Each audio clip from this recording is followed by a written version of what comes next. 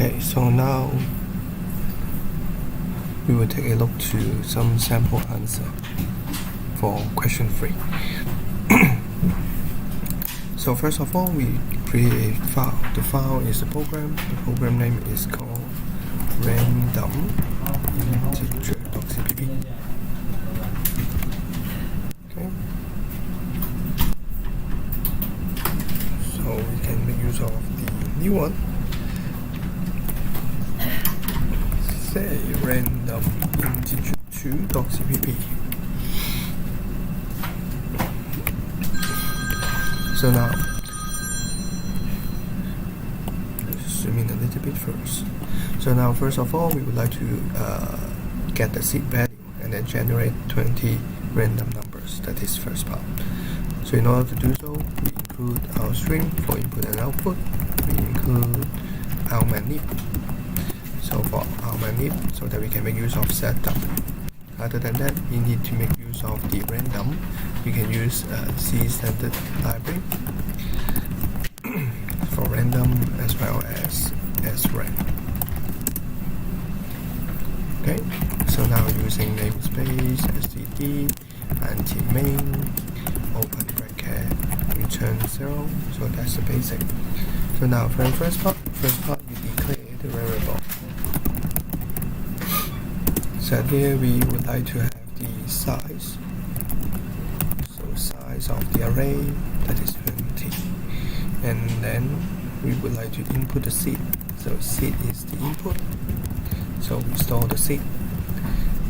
And other than that, we have the array. So here we just gave it the name as VAL to represent value. Okay, so array to store the number, the seed value, and then the array size. So at the very beginning, we would like to get the input of seed value. So we got a cout. Please enter the seed value. So please enter the seed value. Semicolon, and then we input the seed value into the variable. So now what we want is to set up the seed value. So pretty much we just make use of srand. So srand we take one argument. So this time it is seed. So with different seed value, we got different set of random number. For same seed value, the same set of random number. So once we have randomized it, now we can draw those 20 randomly. So 20 randomly generated integers. So in other words, we would like to take on I, that is the index. Again, for the array we start with VAL, and then the first one is VAL 0. So for the array we have VAL 0, and then VAL 1, and then etc. etc. And then to the last one, that is VAL 19. Okay? So we draw all those numbers from 0 to 19, it means smaller than size. So now we just draw each one of them by making use of the random. So VAL I, each time different number. So I equals to 0, we store into the 0, 1, we store into 1, and going on and on. So now in terms of the result, the range is 1 to 100. So that's why the starting point is 1, so 1 plus, and then rand modulus n. So here n is the number of result that we would like to have. So 1 to 100, 100 number. So rand modulus 100. Again, to analyze it, rand bracket modulus 100 means drawing a number from 0 to 99. So 0 to 99 plus 1, the result 1 to 100. Okay? And then after drawing on the number, then we should be able to find the largest number as well as calculate the average.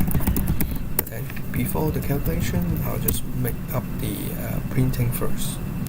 So here we got the output, the random integers are.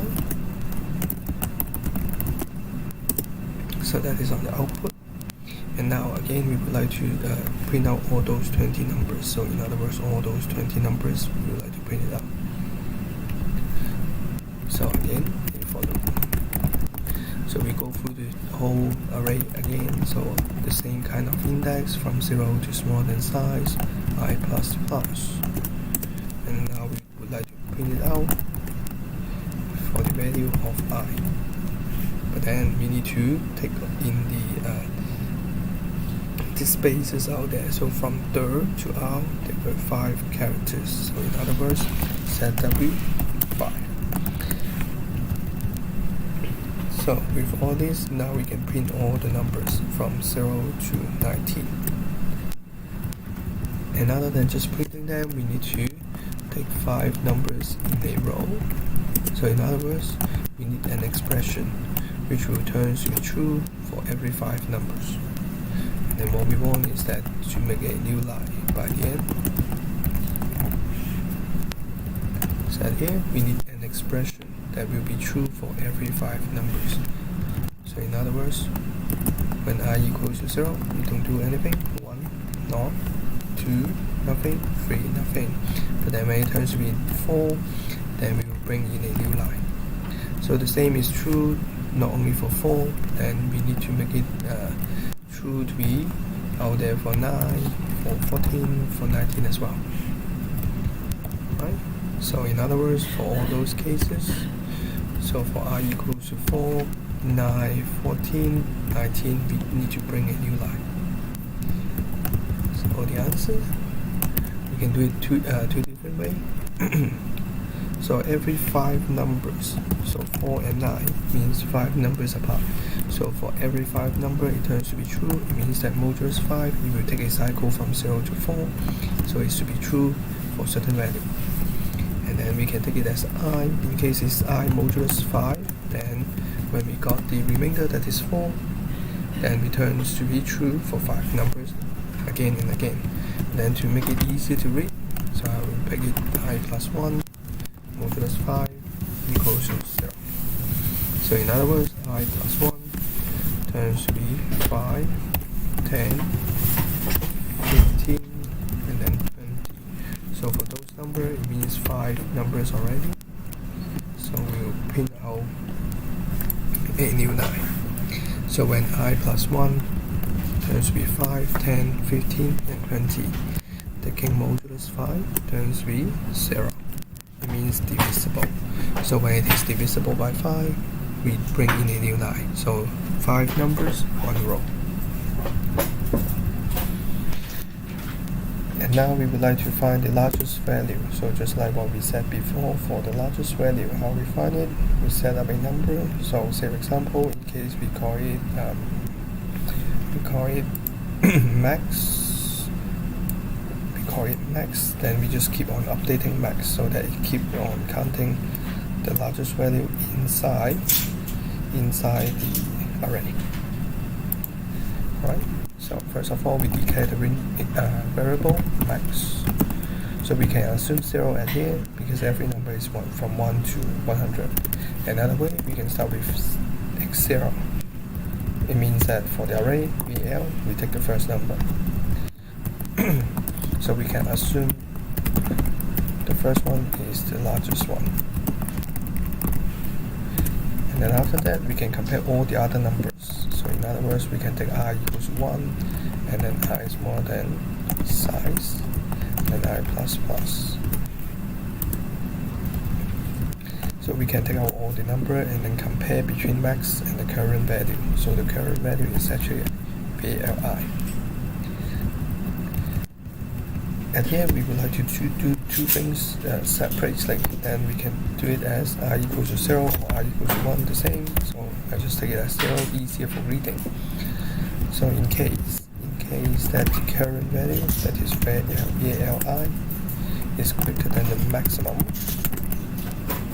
So under such way, it means that we need to update. So the maximum value needs to be updated to the current value.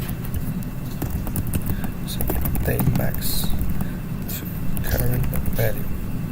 So the current value is greater than max. It means it is a larger number, so we keep track of the largest number, so max turns to be the largest number.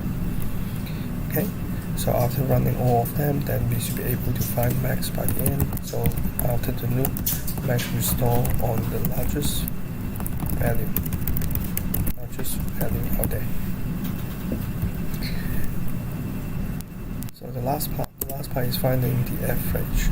So to find the average, what we have is to calculate a sum of all the number first, and then divided by n, that is number of integer out there. So that's why here we need two parts. First one, we did a sum. For the sum, we assume it to be 0. So at here, nothing inside. Okay. Then other than that, we have the average. We can calculate the average as well. So whether we have value or not, it doesn't matter. Okay. So this one is average. The other one is sum of all the value. So now again we will go through the whole list. So the same kind of for loop from 0 to size -1, and then add up the number. So each one of them we just add the number to current value. Current value is VLI. We add the current value into the sum. So sum equals to sum plus value.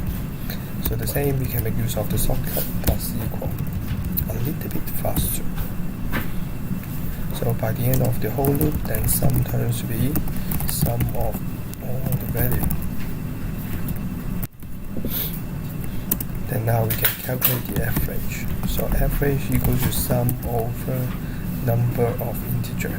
So the number of integer is size. But then doing so would be a little bit dangerous, because sum is integer, size is integer. So at here we're taking integer division. So instead we would like to turn it into a double, then it turns to be a real number division. So each time when there is a division, just take care whether it is integer division or a floating point division. So now let's take a look to the program output and see whether it is correct or not. So we output the largest value. The largest number is, and here we got the max. And then other than that, we have the average value as well. So the average value is AVG. Okay, so now it seems that it's okay. Let's take a look to the output. So I will just start with SRAM. So let's make use of the debugger and see.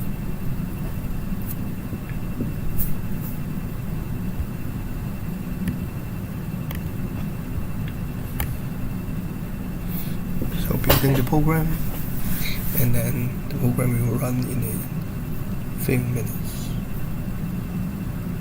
Alright. So now we would like to start with the input for the seed. So we input the same number as this example 1, 2, 3. Then now the first step, we send the seed value into the SRAM. So now we will get the same set of number as the output. In case we put a different seed value, we will get a different set of random number. So now we just random those 20 numbers one by one. So in case we take a look to VAL, we will see that originally between VAL, each one of them is just a random number. And then now we're taking different I to access different number inside. So the first one, we draw one number, 41. And then I turns to be 1. We draw another number, 54. Draw another number, 76. So it goes on and on. So in case we open it up a little bit, then we will find that take another breakpoint at the end. So insert another breakpoint. So let's see what happens inside. So function 5 means continue. So the next number 5, and then function 5, 64, 66, 50, 79, 61, 76, 30, etc., etc. So we are drawing one different number of the array. So here I is the index, so it will go from 0 to 17, 18, 19. So when it is 19, it goes back, turns to be I turns to be 20. So when it is 20, we get out of the loop. So that is randoming the number. So now the next part, finding the largest value. So we assume maximum equals the first number, that is 41. So first number 41, we assume max is 41. So now we just compare the current number. 0, the same, the first one. So BL1, 54. 54 is greater than 41. We update maximum to 54. And then we go to the next, I equals to 2, that is value number 2, 76. So we compare 76 with 54. Again, it's greater than 54, so we update 76. The next number, that is 5. So the next number is 5. 5 is not greater than 76. We didn't update, so it goes on and on. So by the end, got all the number and the average, and that's it.